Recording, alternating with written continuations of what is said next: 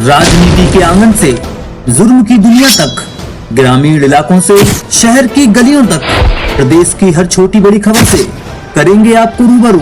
नमस्कार, आप देख रहे हैं दिशा न्यूज एनालिसिस अखिलेश कुमार के साथ। आजाद समाज पार्टी एवं भीम आर्मी ने सीमापुरी विधानसभा दिल्ली में डॉक्टर भीमराव अंबेडकर जी के 65वें परिनिर्वाण दिवस का आयोजन किया, जिसमें सभी कार्यकर्ताओं ने एवं पदाधिकारियों ने बाबा साहेब जी को श्रद्धा पुष्प अर्पित किए और अपने अपने विचार रखे।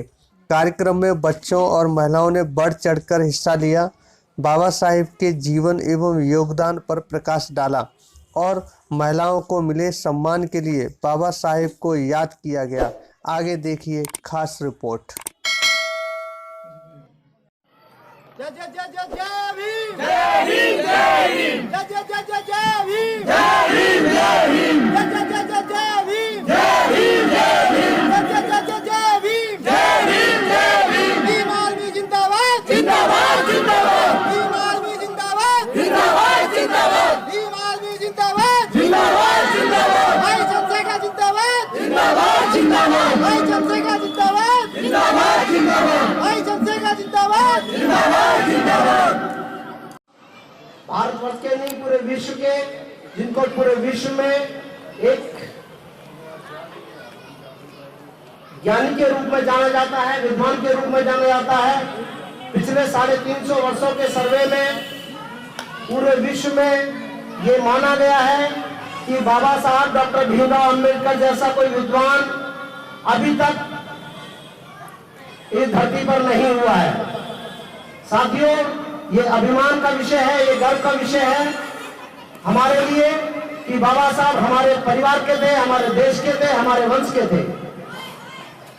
तो साथियों, हमें ये जो प्यारे प्यारे बच्चे हैं, इन बच्चों में हम भविष्य देख रहे हैं कि आने वाले समय में ये बच्चे जो बाबा साहब रास्ता देकर गए हैं, उन चुनौतियों का सामना करते हुए और बाबा साहब की जरा ख्याति प्राप्त करेंगे, विद्वान बनेंगे, आगे बढ़ेंगे, इस देश में शासक बनेंगे।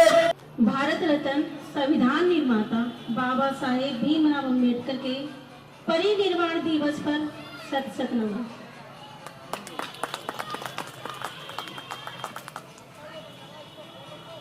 सभी भाइयों और बहनों को मेरा क्रांतिकारी जय भीम।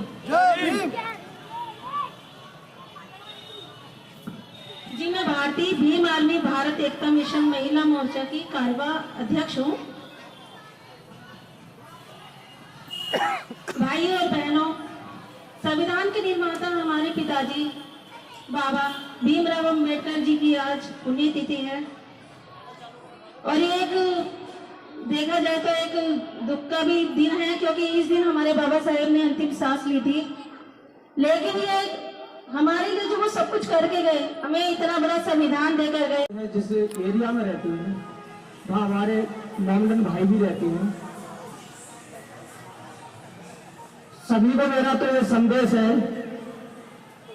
माताओं, बहनों, भाइयों, बुजुर्गों, दोस्तों, हम लोगों पे एक अत्याचार हो रहे हैं जो हमारे को 15% लोग अत्याचार करते हैं। हम 85% उस अत्याचार को सहते रहते हैं। सब लोग अपने घर में खुश हैं, खाना खा रहे हैं, सब बढ़िया से रह रहे हैं, लेकिन आज तक यही नहीं पता कि हम इतने आगे बढ़े, जिसकी वजह से हम इतने खुशहाली से रह रहे हैं और अपना सर उठा के ऊंचे से चल रहे हैं, लेकिन आज तक नहीं पता। सब अपने में लगे हुए हैं, लेकिन थोड़ा सा भी ध्यान नहीं दिया कि हमें भी अपने अधिकारों से थोड़ा जागरूक होना है, जिसे अपने मौलिक अधिकार कहते हैं। अपने मौलिक अधिकार को हमें लेना चाहिए। अपने अधिकारों को जानने के लिए हम लोगों को क्या करना पड़ेगा, आप लोगों को पता है, सभी को शिक्षित होना पड़ेगा। मेरा नाम लता पिवाल है और मैं सीमापुरी विधानसभा के महिला मोर्चा अध्यक्ष के पद पर हूँ, जैसे कि भाई साहब ने बताया। तो मैं ज़्यादा तो खैर कुछ नहीं कहूँगी, सिर्फ इतना ही कहूँगी कि हमें सबको जागरूक होने की ज़रूरत है और एक साथ एकजुट होने की ज़रूरत है। कहते हैं कि देश आज़ाद हो गया है, लेकिन मैं ये पूछना चाहती हूँ कि देश आज़ाद हुआ कहाँ है। आप सब सोच के बैठे होंगे कि देश आज़ाद हो गया, क्योंकि पहले तो अंग्रेज हम पे हुकूमत कर रहे थे, आज ये सरकार कर रही है। और जो आयोजक हमारे सभी लोगों ने किया, उनका तहे दिल से शुक्रिया है कि उन्होंने जो बाबा साहब doctor B are Ambedkar ji के लिए आज कार्यक्रम रखा तो मैं अपने महापुरुषों को याद करते हुए अपनी बात को रखूंगा। सावित्रीबाई फुले, ज्योतिबाई फुले, जिन्होंने महिलाओं के लिए, बच्चों के लिए, सती प्रथा के लिए अपना बलिदान दिया।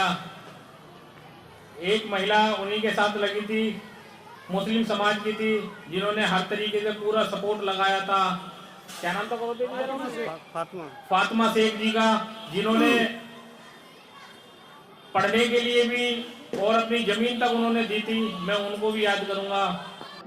पूरा करने का जो उनके रहते जो बलिदान, जो उनकी शहादत जो हम आज तक नहीं कर पाए, हमें सभी को मिल करके एक साथ उनके मार्गदर्शन पे चलकर, उनके दिए रास्ते पे चलकर हमें ये पालकी जी और धन्यवाद करूँगा मेरे इस प्रांगण में बैठे हुए मेरे सभी भाइयों, बहनों और बच्चों का, जिन्होंने आज अपना इतना समय यहाँ पर दिया। उस महामानव के लिए जिसे विश्व रत्न बोधिसत्व बाबा साहब भीमराव अंबेडकर के नाम से जाना जाता है। सबसे पहले मैं नमन करूंगा बाबा साहब भीमराव अंबेडकर के साथ उनकी पत्नी माता रमाबाई अंबेडकर जी को। माता रमाबाई अंबेडकर जी यदि बाबा साहब भीमराव अंबेडकर जी की पत्नी ना होती तो शायद बाबा साहब जिस रूप में आज हमें दिखाई देते हैं उस रूप में ना होते। माता रमाबाई अंबेडकर जी का जो त्याग है वो हमारे लिए जानना बहुत जरूरी है।